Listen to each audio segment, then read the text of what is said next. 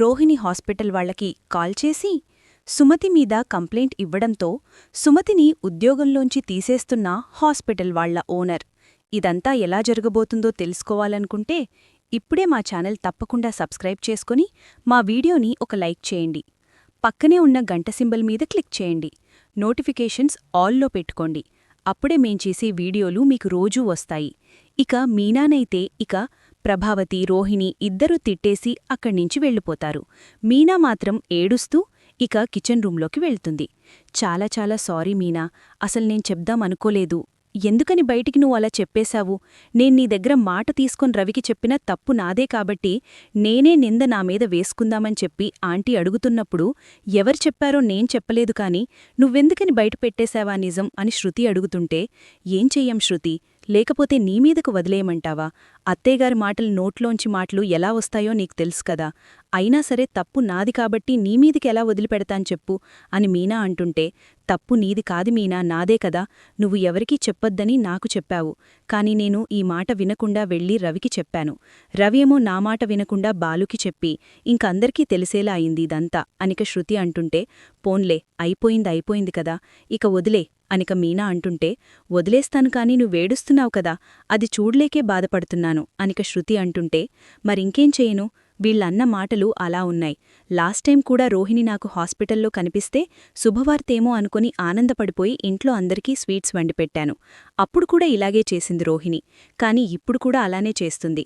ఇంతకుముందు ఒకవేళ ప్రెగ్నెన్సీ వచ్చి ఉంటే, అది అబోర్ట్ అయ్యుంటే ఆ తర్వాత ఇంట్లో అందరికీ చెప్పాలి కదా. అంత పెద్ద విషయం ఇంట్లో చెప్పకుండా అసలు రోహిణి ఎలా దాస్తుంది? కనీసం ఇంట్లో వాళ్లకి చెప్పకపోయినా పర్వాలేదు, మనోజ్కైనా చెప్పాలి కదా అని మీనా శృతితో అంటుంటే, అవును మీనా, నువ్వు చెప్తుంటే నాక్కూడా అలాగే అనిపించింది. కాని రోహిణి ఎందుకు మరి దాచిందో నాకర్థం కాలేదు. కాని ఈ విషయం ఇంక సాగదీయకుండా ఉంటే మంచిదిలే అనిక శృతి అంటుంది. అందుకే శృతి, నేను కూడా ఇక్కడ ఉండద్దు, నువ్వు వెళ్ళు అని చెప్పాను. నేనింక సాగదీయంలే అనిక మీనా అంటుంది. అక్కడ్నించి శృతి వెళ్ళిపోతుంది. మీనా ఏడుస్తూ వంట చేస్తుంటే అప్పుడే బాలు వస్తాడు. ఏంటి మీనా, ఏడుస్తున్నావా? ఏడవకు, మా అమ్మ అలానే అంటుందెప్పుడు. ఉండేదే కదా ఆవిడ మాటలు, నువ్విప్పుడు ఆవిడ మాటల వల్లే కదా బాధపడుతున్నావు అనిక బాలు అంటుంటే, ఆవిడ మాటల వల్ల కాదండి, ఇది నిజమని ఎవరన్నా చెప్తే అత్తయ్యగారు ఖచ్చితంగా నమ్మేవాళ్లు. కాని చెప్పింది నేను కదా, కావాలని చేశానని నా మీద ఏదో ఒక ఎంత వేద్దామని కావాలని తిట్టారా అండి ఆ అత్తయ్యగారు? అందుకనే నాకు చాలా బాధగా ఉంది. ఆవిడ తిట్టినందుకు కూడా కాదు, కాని నేను చెప్పానని నన్ను తిట్టారు చూశారా, అందుకే నాకు బాధగా ఉంది అని మీనా అంటుంటే, నీకు తెలిసిందే కదా మీనా మా అమ్మ చేసేవన్నీ. ఆ పార్లరమ్మని బాధ నమ్ముతుంది. అందుకనే ఆ పార్లరమ్మ ఒక విషయం చెప్పగానే నమ్మేసింది మా అమ్మ. నువ్వది తీసుకొచ్చి నిజమని చెప్పినా నిన్ను ప్రూఫ్స్ అడుగుతుంది, ఏదో ఒకటి అడుగుతుంది. కాని పార్లరమ్మ ఏదైనా చెప్పిందంటే మా అమ్మకి ప్రూఫ్లు ఆధారాలు ఏమీ అవసరం లేదు. ఆవిడ చెప్పింది మొత్తం మా అమ్మ నమ్మేస్తుందిలే అనిక బాలు అంటుంటే, అదే కదండి, నేనేం నేరం చేశానని, నేనేం తప్పు చేశానని అనిక మీనా అంటుంటే, నువ్వు ఏ తప్పు చేయలేదు, ఏ నేరమూ చేయలేదు. చూశావా, ఇందాక మా అమ్మ మనోజ్గాడు ఇద్దరూ కలిసి ఎందుకు చెప్పలేదు అని అంతసేపు అడిగినా సరే చాలా సైలెంట్గా ఉండి ఒక 10 నిమిషాలు తిట్టిన తర్వాత అప్పుడు తనకు ఐడియా రావటం వల్ల ఇలా మనోజ్ వల్లే ప్రెగ్నెన్సీ వచ్చి తీయించుకున్నాను అని నాటకాలాడే అబద్ధాలు చెప్పేసుంటుంది నాకు తెలిసి.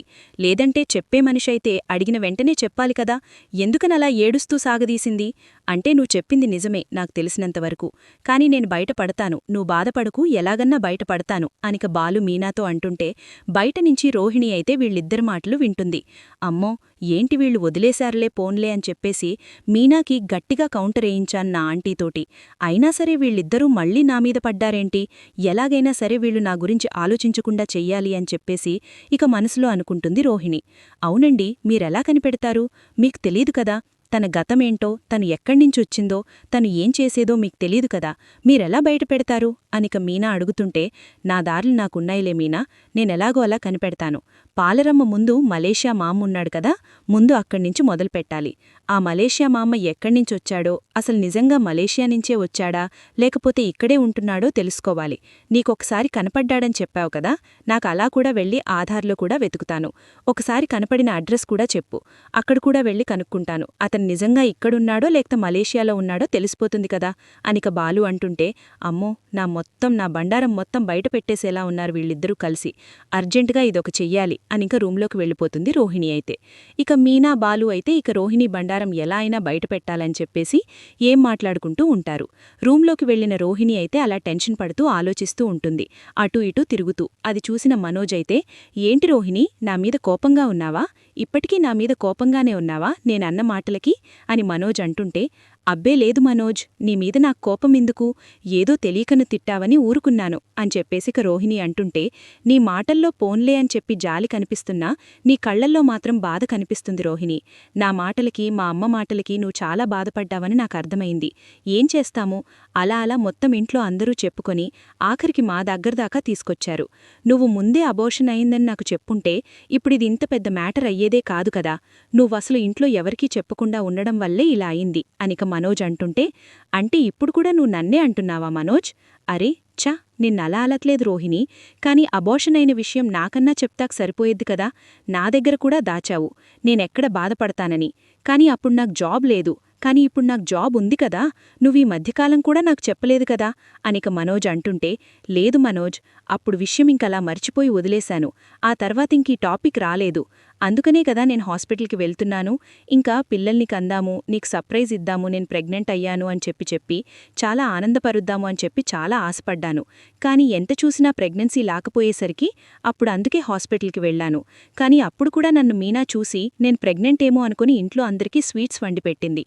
అందుకే నిన్ను మందు కూడా అడిగాను, చెకప్కి వెళ్దామా ప్లీజ్, నాకోసం కొంచెం చెక్ చేయించుకోవా, టెస్టులు చేయించుకోవా అని అడిగితే నువ్వు నన్ను తిట్టావా ఆ రోజు కూడా. అందుకే ఈ బాజరు నుంచి బయటపడదానని ఇవన్నీ చేద్దామనుకున్నాను. కాని నువ్వు మాత్రం ఎప్పుడూ నన్ను పట్టించుకోలేదు, అర్థం చేసుకోలేదు మనోజ్ నువ్వు నన్ను అనిక రోహిణి అంటుంటే, ఐఎమ్ సారీ రోహిణి, ఈసారి నుంచి నీకు ప్రెగ్నెన్సీ వచ్చిందంటే నేను చాలా బాగా చూసుకుంటాను.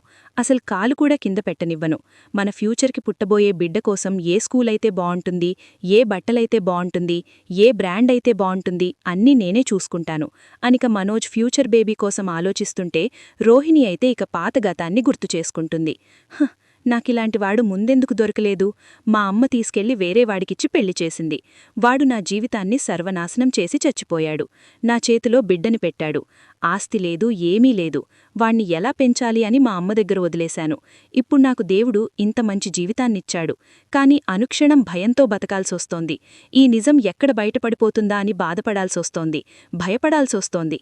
అసలు ఏంటి దేవుడా నాకీ శిక్ష అని చెప్పేసిక రోహిణి అయితే మనసులో అనుకొని కంటతడి పెట్టుకుంటూ ఉంటుంది. అరే రోహిణి, ఎందుకేడుస్తున్నావ్, నువ్వు ఏమీ ఏడవాల్సిన అవసరం లేదు, నేనున్నాను కదా, నేనన్నీ చూసుకుంటాను అని మనోజ్ అంటే ఇక మనోజ్ని హగ్ చేసుకుంటుంది రోహిణి. సారీ మనోజ్, ఈ జీవితానికి నేను అబద్ధాలాడుతున్నాను, నన్ను క్షమించు. మరుజన్మ అంటూ ఉంటే మళ్లీ నీ భార్యగానే పుడతాను, డబ్బున్న అమ్మాయిగా పుట్టి నిన్నే పెళ్లి చేసుకుంటాను అనిక మనసులో అయితే అనుకుంటుంది రోహిణి. అయ్యో పిచ్చిదానా, ఎందుకేడుస్తున్నావ్? ఏం లేదు మనోజ్, నువ్వు పుట్టబోయే బేబీ మీద కన్సర్న్ చూపించావు కదా, దానికోసం నేను చాలా హ్యాపీగా ఉన్నాను అనిక రోహిణి అంటుంటే, అయ్యో దేనికేనా, ఇంకా పుట్టని, ఎంత బాగా చూసుకుంటాను